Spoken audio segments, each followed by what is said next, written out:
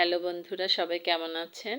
আজকে আমি যে রেসিপিটি দেখাবো সেটা দেখে নিশ্চয়ই বোঝা যাচ্ছে ছোট আলু দিয়ে চিংড়ি মাছ রান্না করব। হ্যাঁ, এটা ছোট দেশি চিংড়ি রান্না করব বগুড়ার আলু দিয়ে। আর এই ছোট চিংড়িটা কিন্তু সব সময় পাওয়া যায় না, আর খুবই মজার একটা চিংড়ি। তাহলে শুরু করছি রান্নাটা। এখানে আমি বগুড়ার আলু নিয়েছি কিছু, আর নিয়েছি কিউব করা পেঁয়াজ। আর এখানে ছোট চিংড়িগুলো আমি আগে থেকে একটু ভেজে রেখেছি। চিংড়ি যখনই ফ্রিজে স্টোর করবেন একটু ভেজে রাখলে সেই স্বাদটা কিন্তু সব সময় পাওয়া যায়। কয়েক মাস পরে রান্না করলেও ওই একই চিংড়ির স্বাদ পাওয়া যায়, না হয় চিংড়ির একটা কেমন গন্ধ চলে আসে। এখানে কিউব করে পেঁয়াজও কেটে নিয়েছি, আর আলুটাকেও এখন কিউব করে কেটে নিব।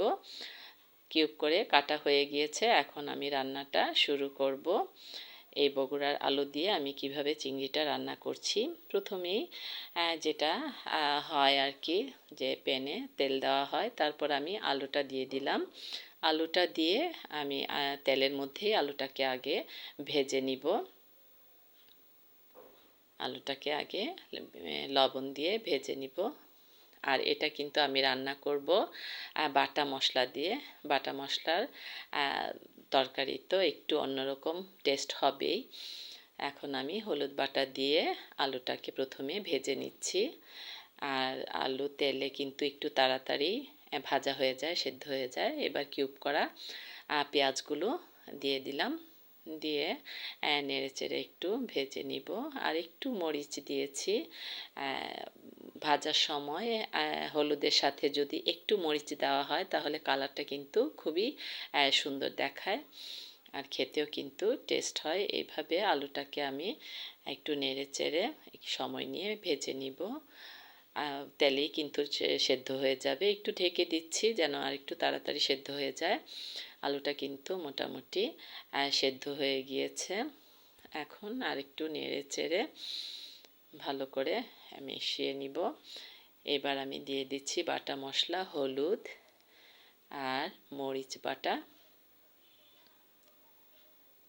দিচ্ছি ধনিয়া বাটা, দিয়ে একটু নেড়েচেড়ে আমি এটাতে একটু গোলমরিচের ফাঁকি দিব। চিংড়ি রান্নার সময় একটু গোলমরিচের ফাঁকি দিলে একটু অন্যরকম টেস্ট আসে, তাই সামান্য পরিমাণ একটু গোলমরিচ দিয়ে দিলাম। দিয়ে এখন আলুটাকে ভালো করে নেড়েচেড়ে মিশিয়ে নিব, একটু লাল লাল করে ভেজে নিব। আর এটা একটু সময় নিয়ে করলে কিন্তু আলুটা এখানেই সেদ্ধ হয়ে যায়।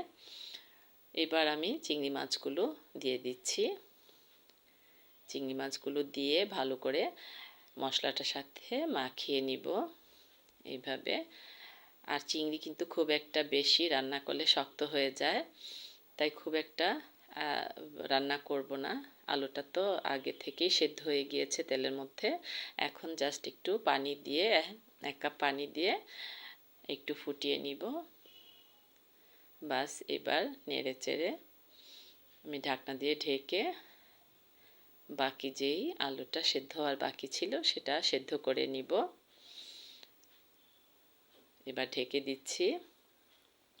ঢাকনাটা তুলে, ঝোলটা কিন্তু একেবারে শুকিয়ে গিয়েছে। এবার আমি এখানে 4টা কাঁচামরিচ দিব, 2টা ফালি করে আর 2টো আস্তা, কারণ সবটুকু ঝাল যেন না বের হয়ে যায়। এখন নেড়ে চেড়ে ধনিয়া পাতা দিয়ে আর 1 মিনিট রেখে আমি এটা নামিয়ে নিব। এখানে কোনো ঝোল রাখবো না, আমি শুকনা শুকনাই করব। এবার ধনিয়া পাতা দিয়ে দিচ্ছি। ধনিয়া পাতা দেওয়া হয়ে গিয়েছে। এবার একটু ঢেকে তারপরে আমি এটা নামিয়ে নিব। বাস, হয়ে গেল।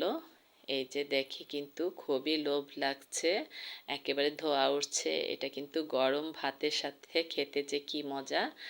আর এই ছোট চিংড়ি কিন্তু বড় চিংড়িকেও হার মানায়। আর এই চিংড়িটা কিন্তু সব সময় পাওয়া যায় না, এই সিজনেই কিছুদিন পাওয়া যাবে।